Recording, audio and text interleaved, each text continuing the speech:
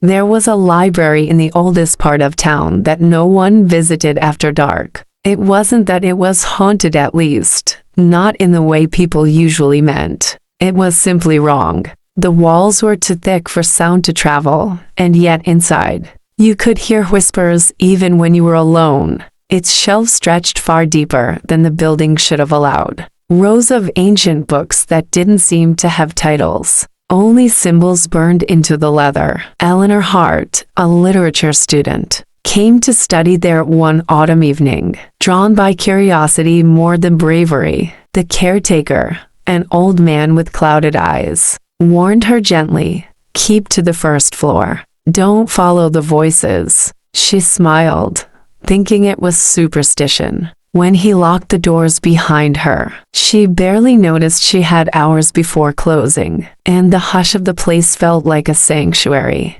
But as the sun sank, the library changed. The air grew cold enough for her breath to fog, and the faint hum of the old lights faded into silence. Then came the whisper, soft at first, like someone reading in the next aisle. She thought nothing of it until she realized the words being spoken were her own. The voice was reciting the paragraph she had just read moments ago, word for word, breath for breath. She stood, peered down the row of shelves, and saw no one, only shadows that seemed to ripple along the spines of the books. She backed away, telling herself it was imagination. But then, another voice joined in, a child's, this time whispering from the far corner, repeating her thoughts as she had them. "It's nothing, it's nothing," it echoed, perfectly synchronized with her own mind. Panic rose. She packed her things.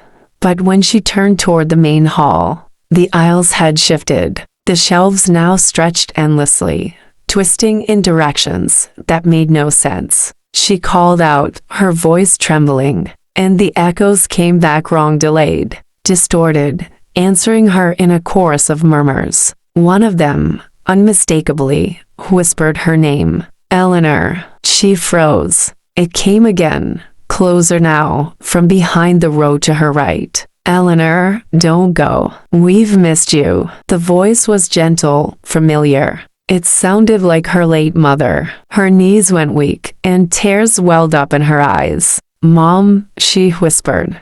Silence. Then, "Come find me." Against all reason, she followed the voice deeper into the stacks. The books grew older here, their pages yellow and damp, the air heavy with dust and decay.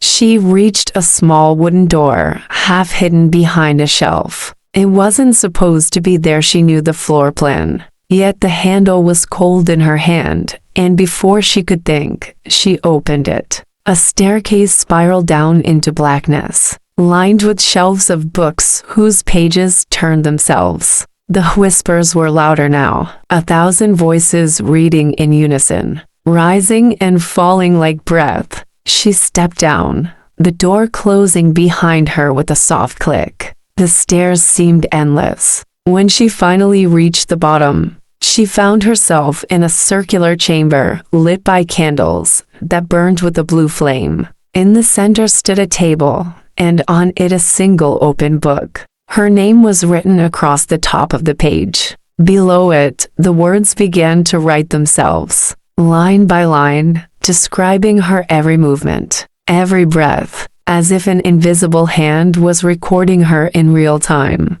Her heart pounded as she read the final line appear. Eleanor looked up and saw the others. Slowly, she raised her eyes. All around her, the walls were covered in faces pale and silent, pressed beneath the skin of the stone, their mouths open in eternal whisper. She screamed, but the sound didn't escape. Instead, it joined the chorus, echoing endlessly around the chamber. The next morning, when the caretaker unlocked the doors, the library was empty again. Only one new book sat on the central desk, a plain leather volume with no title, only the faint outline of a handprint on the cover. When he opened it, he read the first line aloud, his voice shaking. Eleanor Hart entered the Library of Echoes at dusk, and the library remembered her name. He closed it softly, placed it on the shelf, and whispered to no one. Another echo added, and somewhere deep below, beneath the floors no one had ever mapped, a new voice joined the whispers, forever reading, forever remembered.